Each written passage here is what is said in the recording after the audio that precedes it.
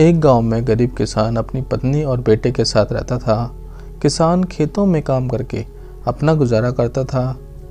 किसान को पक्षियों से बड़ा प्यार था।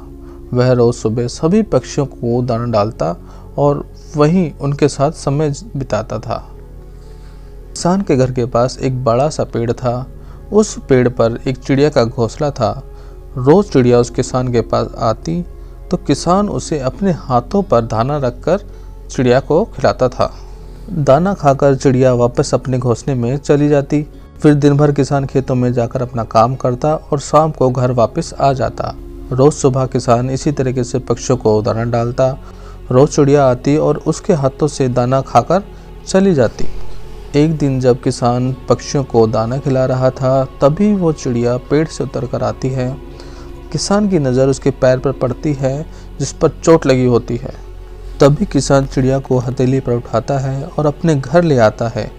घर में जाकर वह अपनी पत्नी से हल्दी का लेप मांगता है और उस चिड़िया की चोट पर लगा देता है। लेप लगाने के बाद वह चिड़िया को दाना खिलाता है। चिड़िया दाना खाने के बाद वापस अपने पेड़ पर चली जाती है।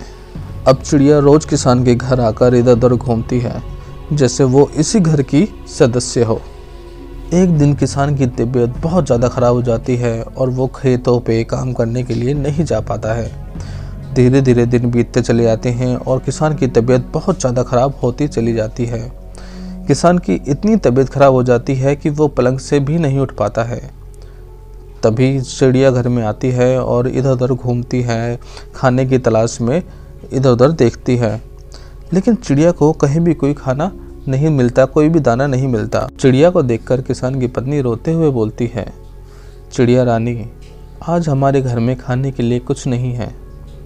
रसोई में भी अनाज ख़त्म हो चुका है। पहले से ही गरीबी के कारण हमारी हालत बहुत ज़्यादा ख़राब हो गई है। अब इनके बीमारी होने के बाद हमारे घर में जितनी भी जमा पूंजी थी सब ख़त्म होती जा रही है।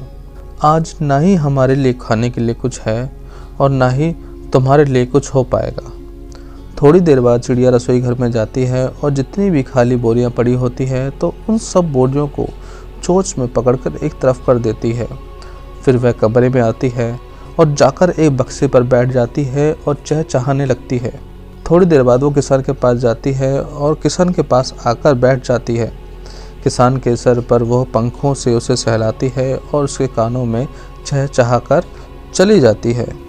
तभी किसान की पत्नी रसोई घर में जाती है और देखती है कि जितनी भी खाली बोरियां पड़ी हुई थी सभी की सभी बोरियां अनाजों से भर चुकी है।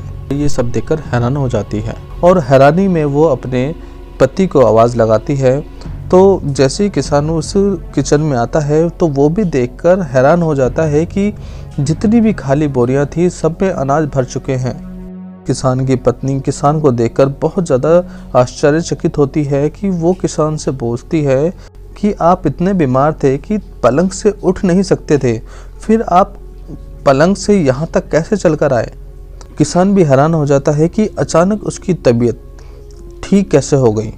किसान और उसकी पत्नी जब रसोई में से बाहर आते हैं कमरे में तो वो देखते हैं कि जिस बक्से पर चिड़िया बैठी थी उस बक्से में अब हीरे, चांदी, सोना, बहुत सारे पैसों से वो बक्सा भरा हुआ है।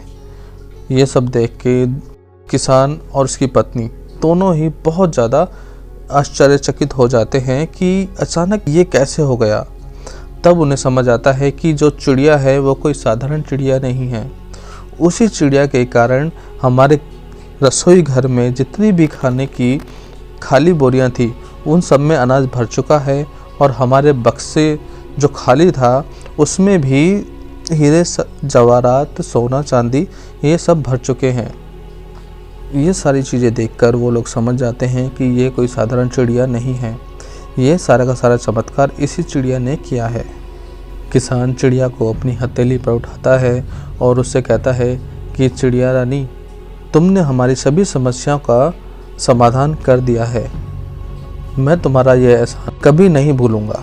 तुमने तो हमारे दिन ही बदल दिए हैं। तभी किसान की पत्नी बोलती है, तुम सिर्फ एक चिड़िया रानी नहीं बल्कि एक देवी हो जिसने हमारे ऊपर बहुत उपकार किया है। चिड़िया किसान और उसकी पत्नी की बात सुनकर बहुत खुश होती है और वापस अपने पेड़ पर चली जाती है।